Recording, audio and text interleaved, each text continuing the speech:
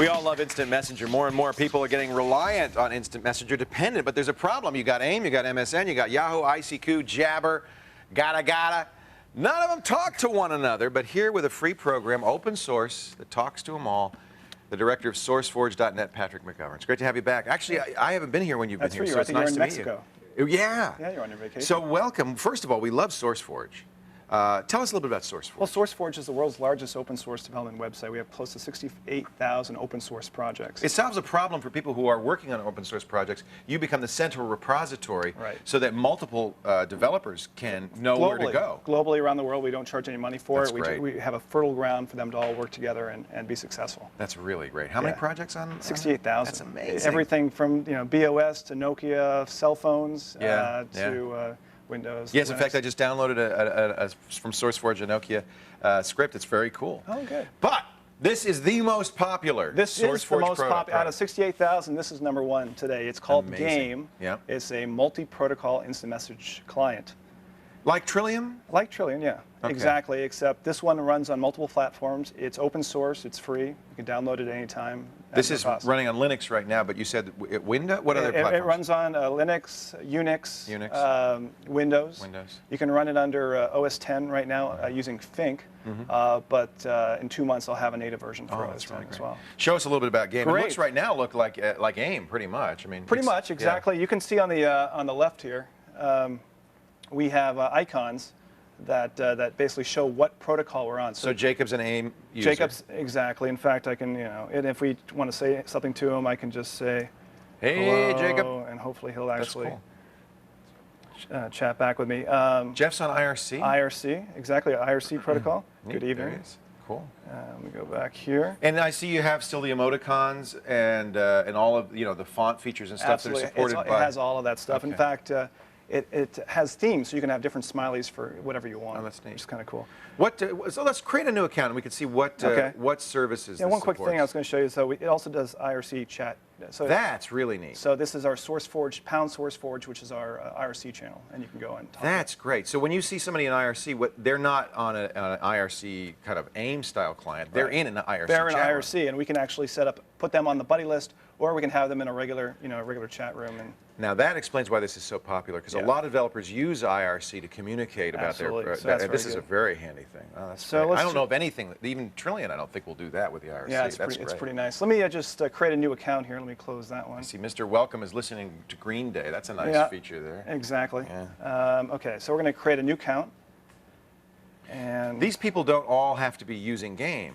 No. They can be using anything. They can be using anything. I mean, that's a great thing. You can talk to your mother on AIM, your coworker on Yahoo Instant Messenger. It's great. You don't have to have each of those clients. No, it consolidates everything. So let's see. Here's all my accounts right now. What I'm going to do is just add a new account, and you can see all the ones that it currently supports. So it's got Yahoo, MSN, IRC, Jabber, Napster, Zypher, and Gadu. Now what's that? I just threw that in, but what is that? It's a very popular chat client protocol in Poland.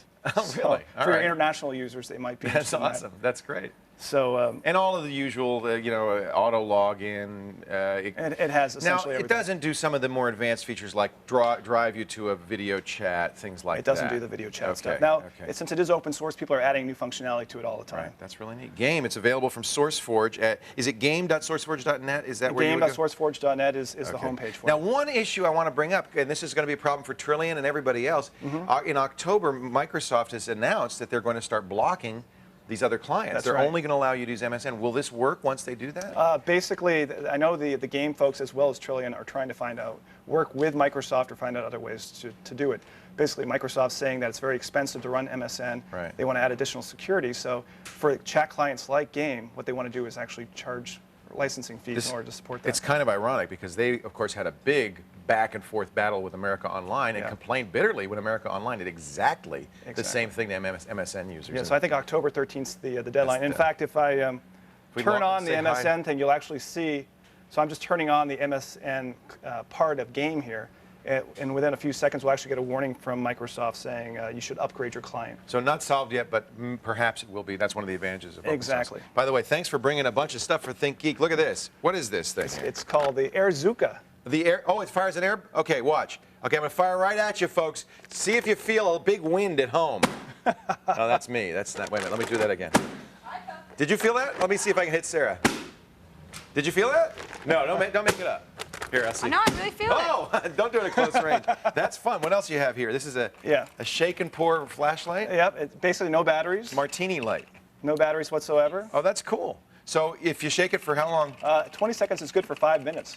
Oh, that's great. And so it's great for, Never run out of for the batteries. blackout. You can be able to use that anytime. I like my flashlight shaken, not stirred, money penny. And then this is what? This is a USB watch. What do you mean a USB watch? It's basically a little hard drive. You can. Oh, it's a USB thumb drive. Yeah, there's actually a little cable here you can yank out. Let's see if I can get the thing out here. There's a USB cable right there that you can. Oh, there it is. Yeah, there you go. You plug that in, and this has how much memory? That has 128 megabytes, but there's a 256 megabyte version. Q gave me that. ThinkGeek.com. Yeah, that's our sister website for Sourceforge. We love ThinkGeek. We always, and I know you're wearing a ThinkGeek T-shirt. I am. You know, we get more people in the audience in ThinkGeek T-shirts than any other kind of T-shirt. We have a great relationship with ThinkGeek. Yep. And we thank you. We have a great relationship with Sourceforge, Patrick McGovern. We appreciate your coming in. Stand back. I'm full of air, hot and not. For links to download Gaim and get your own batteryless flashlights, check out Patrick's article at screenshavers.com. Don't go anywhere, folks. There is such a thing as a punk internet. Sonic Youth thinks so. And still to come, make your mods look as good on film as they do in person when we come back. Love the camera, baby. Love the camera. Be a guest. That's right, come see the show in person. If you're going to be in the San Francisco Bay Area and you would like to join the Screensavers live on the set, go to techtv.com/ticketline for information and to request tickets. Go there so we can see you here.